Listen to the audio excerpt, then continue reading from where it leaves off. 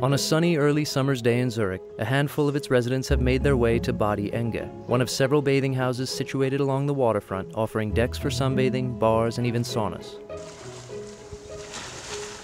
The scene is especially notable for taking place minutes from downtown, and it's what sets Zurich immediately apart. This is a city with abundant and interconnected green space, cut through by rivers leading to its lake, all of it set up to be enjoyed by the population. A small, walkable yet thriving place, it's a city that seems to have found a near-perfect balance. You have a city where you can, in the middle of the city, you can jump in a lake and swim. But you also have best connections to the rest of the world. You have an airport, you have economies, you have high schools that are world known. You have all this good infrastructure of a metropolis in this small size. Zurich, what I really appreciate about it is you can reach anything in a bike distance, but since it's the biggest city in Switzerland, we have all the theatre, culture, banks and all the benefits from a big city as well. So I often say it's too big to be a small village and too small to be a big city, and this size gives it quite a human scale.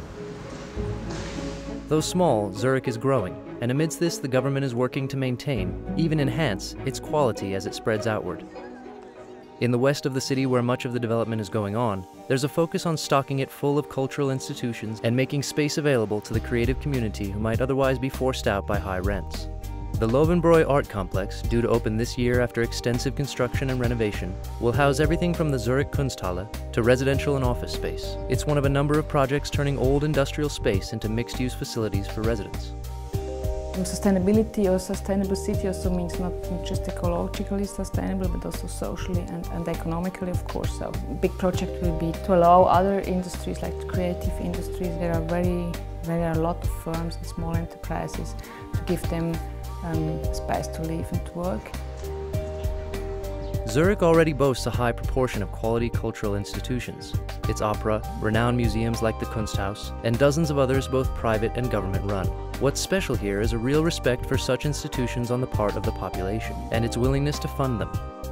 There is a tradition of citizenship being engaged for cultural issues, and a lot of people here think there should be a museum, there should be a theatre, even if they never go. It's also a city that's becoming less conservative. Though it may still have some way to go, an influx of people from abroad has led not only to a more diverse community, but also continued strength in fields like design, where ideas from outside meet solid Swiss principles and thrive.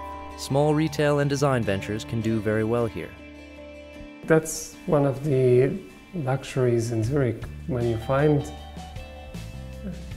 100 customers, you can make a life, because people are willing to pay a certain price. They all try to find that certain product which is recognizable, useful for a variety of people, and can be used for a long time.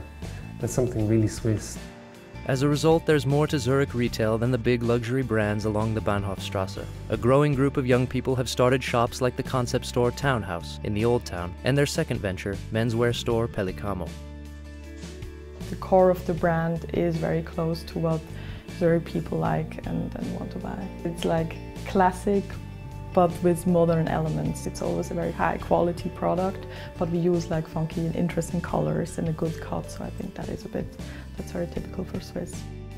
The Swiss standard of quality means Zurich is a place that highly values craft and technical expertise. That has meant that while banking is still the dominant sector, Zurich has more to offer than just financial services. There's an increasing diversification of skills, with well-funded schools training its youth to engineer, develop, and craft. A perfect environment for shops like that of watch brand Maurice de Mauriac, where the watchmaker works on site.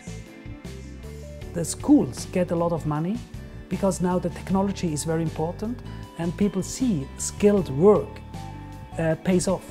Before, everybody thought, everybody goes to China, we don't need skilled people. And this is dramatic change. Before, everybody wanted just to be a banker. In the end, though, it's the day-to-day life here that distinguishes it. Transport both within the city and radiating out of it is plentiful and on time. Tram lines are being extended, and the main train station, already a model of efficiency, is being developed to ease congestion.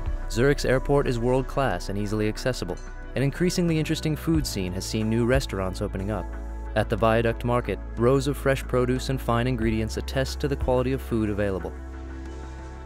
It's the best thing that we have is that people are still aware of quality, of the importance of quality, of the way that a good thing improves your life every day. That is still something that is very common sense, and that's our big luck. As it navigates the upcoming years of growth, Zurich will have issues to tackle. The train tracks that divide the city and cause congestion, the need to ensure that new developments fit in with the fabric of the place and minimize sprawl. But this is a city with a population and a leadership that's well aware of the need to grow gracefully and ensure that it doesn't come at the expense of what makes Zurich work so well. In Zurich for Monocle, I'm Gabriel Lee.